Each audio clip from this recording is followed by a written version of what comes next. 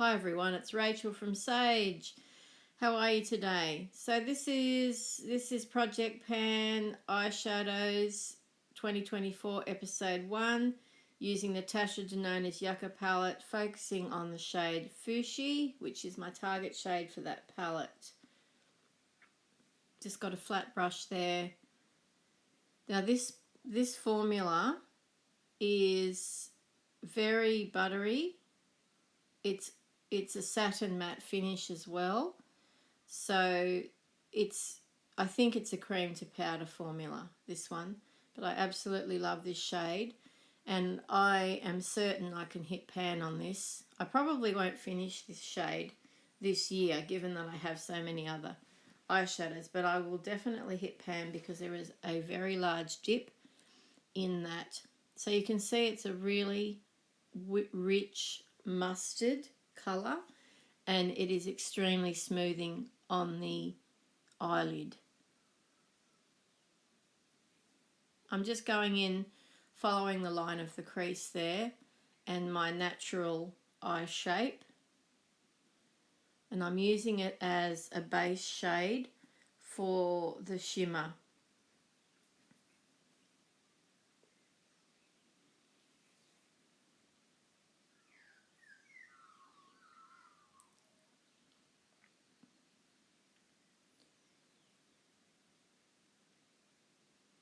So I'm going to use the fluffy end of the brush to go up through the crease and up towards the brow with the shade Valley, which is in the center of the palette. It's a really, universally easy to use light brown and tones in very well with that mustard yellow.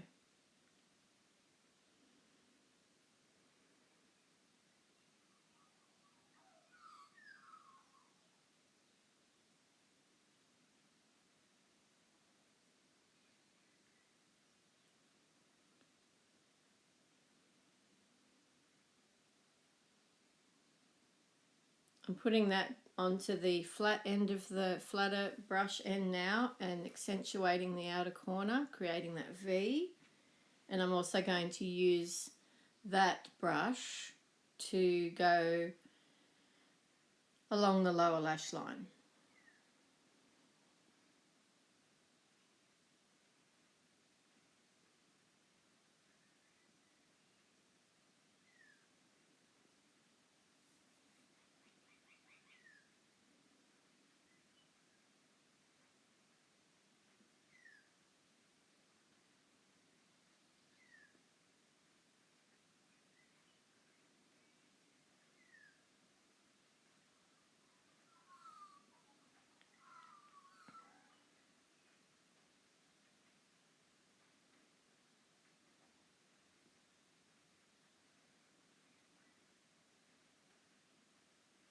Going in with the shimmer shade Macchia, which has got a black base to it. It's absolutely superb finish and I just love this colour. It is, I don't think I have anything else like that in my collection. When you look at the palette, it looks similar to the shade Ray, but this has got a green shift to it, and the black base really makes it quite exceptional. So I put the yellow Fushi on underneath to enhance the different tones in that shimmer shade. And as usual, I've gone in with Camu as my inner corner highlight shade, which is a matte neon green to yellow. It's a fantastic shade. You look at it and you think, wow, I could never use that, but it is extremely useful colour. So just touching up any little areas that needed filling in. As is typical with textured eyelids, sometimes there's folds and areas that you need to have another look at just to make sure that everything's merged and smooth. And going back in over the edge of the shimmer there with the light brown shade Valley, just to make sure that it's all blended. I'm using the L'Oreal Infallible Dip Liner in Emerald. It is new to my collection, this colour, and I really love it. It's the green, it's a truly lovely teal green, deep teal, and a very thin brush. So if you're put off by dip liners because you think, oh my goodness, it's going to end up all over my face, go for one with a thin brush.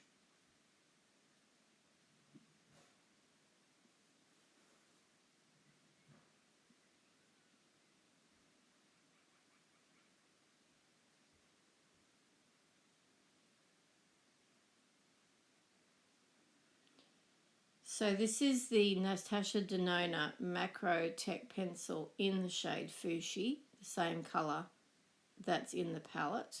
That is my target shade, and I really love this eyeliner as a brightening, has a brightening effect on the lower waterline.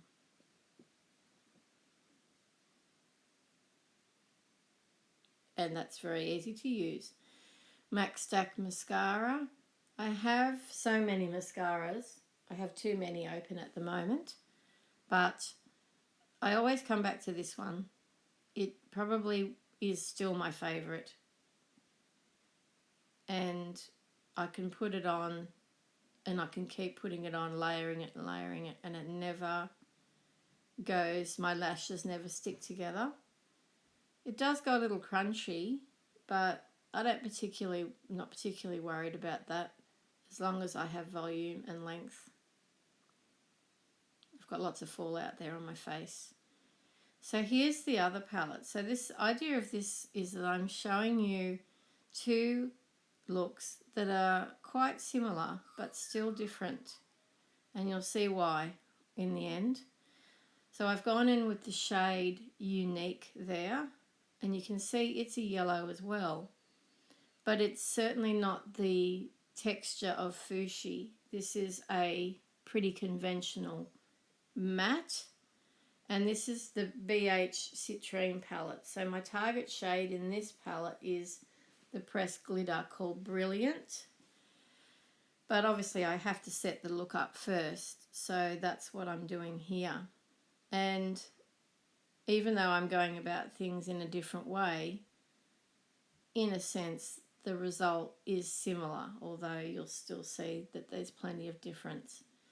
Now, unfortunately, this palette is discontinued. You cannot get this series anymore. You might be able to get it on eBay, and there's a few palettes here and there on Glam Radar, but it's a very sad thing that BH Cosmetics seems to have vanished, or more or less, especially for us here in Australia. So I've gone in with the shade Generous there,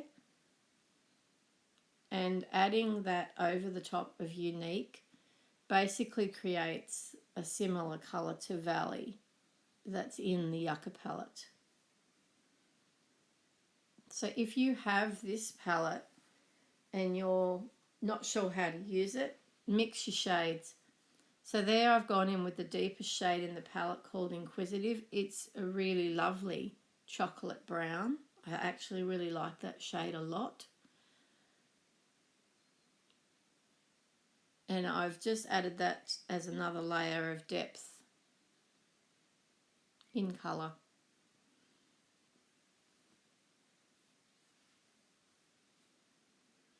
Now I'm going in with the pressed glitter. Now I have actually hit pan in this already. You can see there's a pan there. So that's good. And the formula seems to be holding up quite well with this particular shade, and look at how beautiful it is. It is extraordinary. It's got a blue and green shift in it, and there are also white flecks as well, so it's very bright. But it's pressed glitter, and that's not for everybody. But I hardly have any fallout with this one, so that tells me that the base formula, the thing that binds the glitters together, is actually still fresh. So using the shade Dynamic, which is a metallic in a very beautiful terracotta colour, as the liner shade here. So that's different to what I did on the other side, because I certainly didn't use a shimmer shade as a liner. And you can see that this side is much warmer result now, much warmer tones than the other side.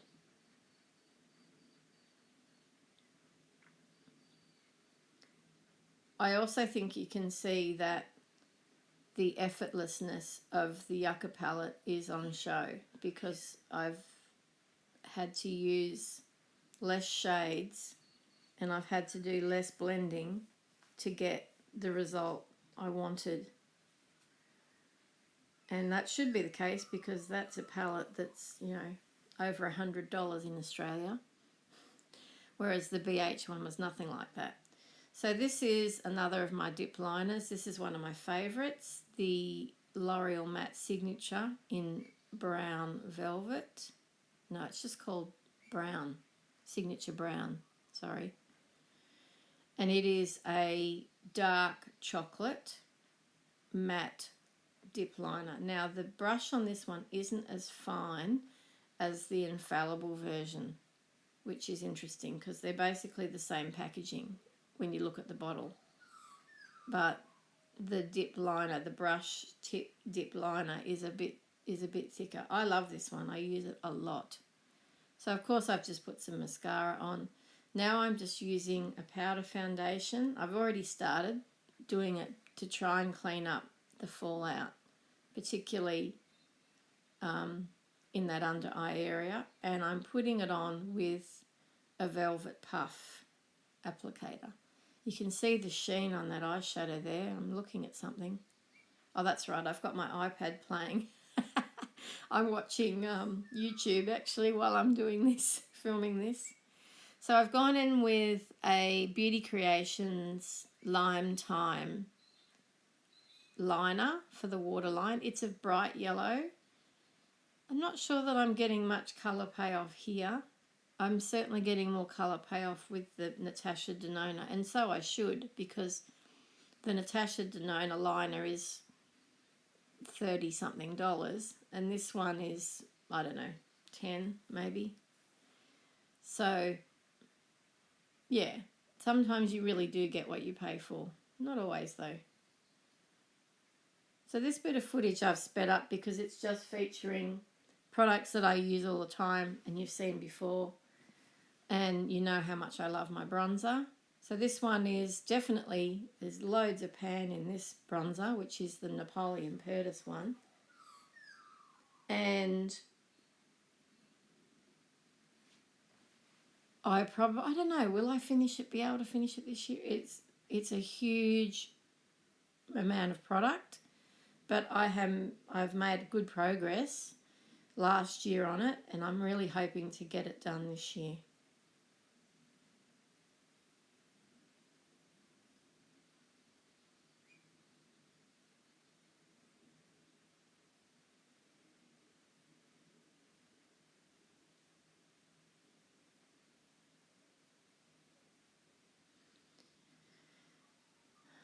Then I've got the Moira Ombre Blush in Orange Blossom, one of my all-time favourites. I doubt I'll ever hit pan on this. That's how I use it. I dip, and then the colour payoff is incredible, as you can see.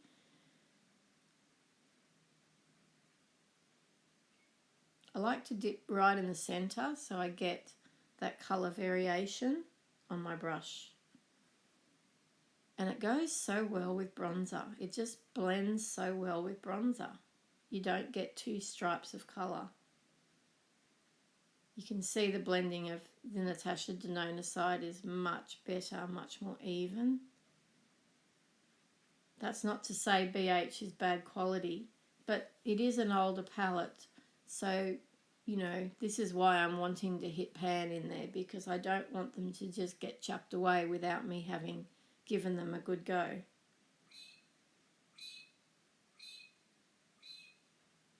So just going back with a bit of translucent powder there just to smooth out the edges of the colour.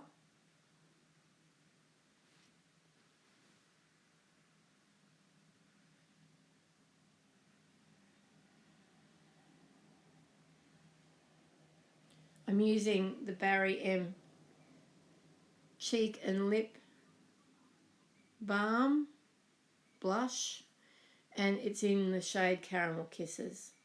I really like this. I wasn't sure at first, but I really love it now that it's summer here. It's a perfect summer shade. So these are the two looks up close. Which one do you like better? I'm sure you can see the similarities and differences. Oh, you can see some fallout there too. Sorry about that. But they are close enough that you could say, well, I could recreate that with what I have. And that's the idea of this project. Thank you so much for watching.